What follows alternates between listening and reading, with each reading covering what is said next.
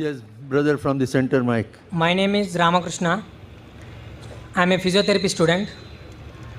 My question is, what is the need of Allah to create Adam and Eve and this total universe? What he will get from this? And my second question is, everything is created by someone. So even God must have been created by someone. What is the meaning of Allah? Brothers asked three questions. The first question, why did God create Adam and Eve and what was his reason to create all this world and humankind? Allah subhanahu wa ta'ala created Adam and Eve, may peace be upon them both, so that the humankind could come. They were the great-great-grandparents. Allah says in Surah Hujurat, chapter number 49, verse number 13, Ya ayyuhan nasu inna khalaqnakum min zakrin wa unsa wa ja'alnakum shu'uban wa qaba'ila lita'arafu. Inna akramakum indallahi atqakum. Inna Allah alimun khabir. O humankind, we have created you from a single pair of male and female and have divided you into nations and tribes so that you may recognize each other, not that you may despise each other. And the most honored in the sight of Almighty God is the person who has taqwa. The criteria to judge any human being, it is not wealth, it's not color, it's not caste, it's not creed, it is taqwa, it is God consciousness, it is righteousness, it is piety. So Adam and Eve, peace be upon them both, they were our great-great-grandparents, of yours also and of mine also, all humankind. Therefore, I call you a brother. We are brothers in humanity. Allah says, Ya ayyuhan nas, O humankind. And Allah says in Surah Isra, chapter number 17, verse number 70, وَلَقَدْ كَرَّمْنَا بَنِي آدَمَ. Almighty God has honored all the children of Adam. Whether they are born in India, USA, UK, born in a Hindu family, or a Muslim family, or a Christian family, Allah says He has honored all the Bani Adam. If you are a human being, Allah has honored you. Whether your name is Zakir, Abdullah, Ramu, Shankar, if you are born as a human being, Allah has honored you. Now coming to the question, why has Almighty God created the human beings? Allah has created the human beings because Allah says this is one of His best creation. All the other creations of Allah subhanahu wa ta'ala, they obey Him. We have the angels. Whatever Almighty God says, the angels obey Him directly. They have no free will. The human being is the creation of Allah subhanahu wa ta'ala, which has a free will. We can either obey Him or disobey Him. So Allah has created such a creation. We are one of His best creation in the best of forms. But we have a choice of either obeying God or disobeying God. If we obey God, we will go to Jannah, we will go to Swarg, we will go to heaven. If we disobey Him, we will go to hell. We will go to Nark. So this is a test for the hereafter. Allah says in Surah Mulk, chapter number 67, verse number 2, Allazi khalaqal mauta wal hayata. It is Allah who has created death and life to test which of you is good in deeds. So this life is a test for the hereafter. So Allah has created the human beings, and Allah says in Surah Dhariyat, chapter number 51, verse number 56, وَمَا خَلَقْتُ الْجِنَّ وَالْإِنسَ إِلَّا لِيَعْبُدُونَ. That we have created the jinn and the men not but to worship Him. So we are supposed to worship, obey the commandment of Allah subhanahu wa ta'ala. So this is a different creation of Allah subhanahu wa ta'ala, which has the free will of even going against Allah subhanahu wa ta'ala or obeying Him. All the other things, the stars, the trees, the mountains, the Quran says they do sajda to Allah subhanahu wa ta'ala, they prostrate to Him, they obey Him. We have a free will. Now when Allah has given a free will, with the free will if we obey Him, we become higher than the angels. With the free will if we disobey Him, we become the partners of the devil. So He's created us for the test for the hereafter. Coming to your second question. Everything has a creator. Who created? God.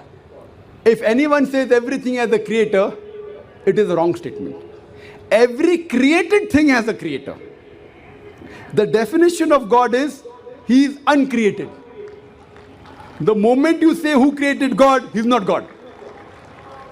The definition of God is He is uncreated. Suppose a person comes and asks you that, brother, my friend John, he was admitted in the hospital. He gave birth to a child. Can you guess, was it a girl or a boy? Can you guess? Try it out. Guess. Can't guess. Why? Can you on the microphone? Can you guess, was it a girl or a boy? Huh? See, brother John, he was admitted in the hospital. He gave birth to a child. Was it a girl or a boy? Can you guess? A 50% chance?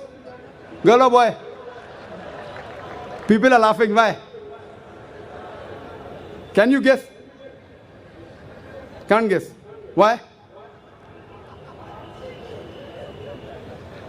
Even if you guess, can you get the answer right? Acha, can you guess? I'll give you two chances. Was it a girl or a boy?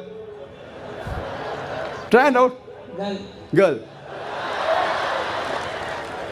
Brother, can a man give birth to a child? There you made a mistake. Same way you made a mistake by asking who created God. A man cannot give birth to a child. So where's the question of it being girl or a boy? See, now you understood.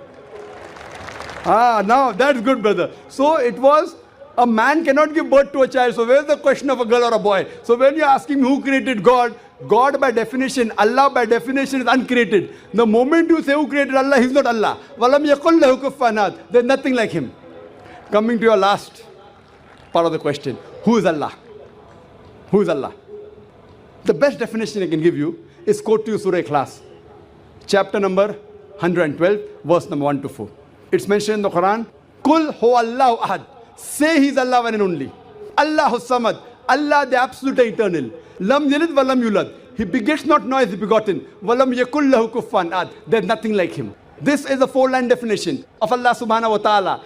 Any human being, any person says so and so candidate is God. If that candidate fits in this four-line definition, we Muslims have got no objection in accepting that candidate as God.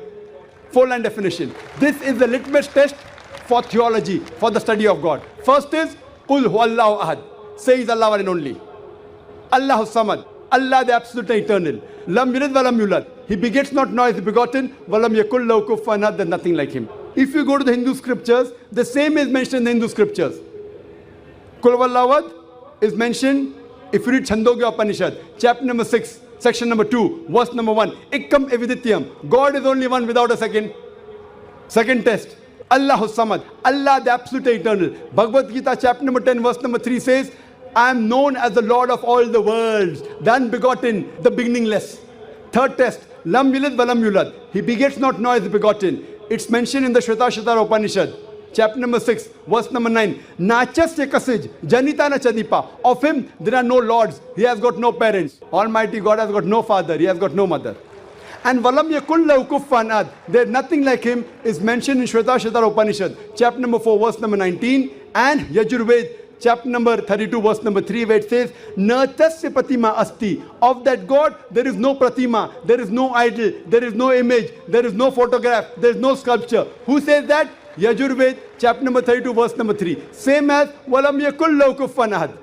So any person saying so and so candidate is God, if that candidate fits in this four-line definition, we Muslims have got no objection in accepting that candidate as God. For example, some people say Bhagwan Rajneesh is Almighty God.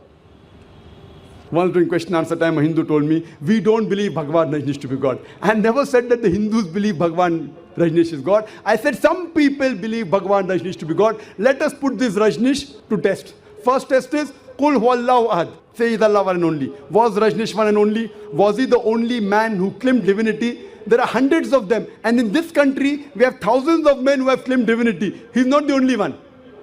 But Rajneesh Bhakti said, no, he's unique. Let's go to the next test. Allahu samad. Allah the absolute eternal. Was Rajneesh absolute eternal? We know from his biography, from his autobiography, he was suffering from asthma, from diabetes, from chronic backache. Imagine Almighty God suffering from asthma, diabetes, chronic backache. Third test. Lam yalid walam yulad. He begets not nor is begotten. Bhagwan Rajneesh was born in Madhya Pradesh. He had a father and mother. In 1981, he goes to America, USA, and he takes thousands of Americans for a ride. In the state of Oregon, he starts his center and calls it as Rajneeshpuram, his village. Later on, the American government arrests him and put him behind bar. Rajneesh says, the American government slow poisoned me. Imagine Almighty God being slow poisoned. In 1985, the American government kicked him out of the country. He comes back to India in the same city, Pune, and he goes back to his center, which is now called as Osho Commune. And if you go to the Samadhi of Rajneesh, it is mentioned there on the Samadhi, Bhagwan Rajneesh, Osho, never born, never died, but visited the earth from the 11th of December 1931 to the 19th of January 1990. Never born, never died, but visited the earth from the 11th of December 1931 to the 19th of January 1990. They forgot to mention in Samadhi, he was not given visas to 21 countries of the world. Almighty God coming in this world to visit the world and requires visas to go to different countries. And the Archbishop of Greece said, if you don't remove Rajneesh out of this country, we'll burn his house and the house of his disciples. And the last test, Walam yakul lahu kufuwan ahad, is so stringent that no one besides the true Almighty God can pass. The moment you can compare God to anything, he is not God. Walam yakul lahu kufuwan ahad. We know Rajneesh, like the human beings, had a beard, one nose, two eyes, 2 ears, 2 hands. The moment you can compare God to anything in this world, he is not God. Walam yakul lahu kufuwan ahad. If someone says Almighty God is 1,000 times stronger than Arnold Schwarzenegger. Might have heard the name of Arnold Schwarzenegger. Have you heard Arnold Schwarzenegger? The person who got the title Mr. World, Mr. Universe.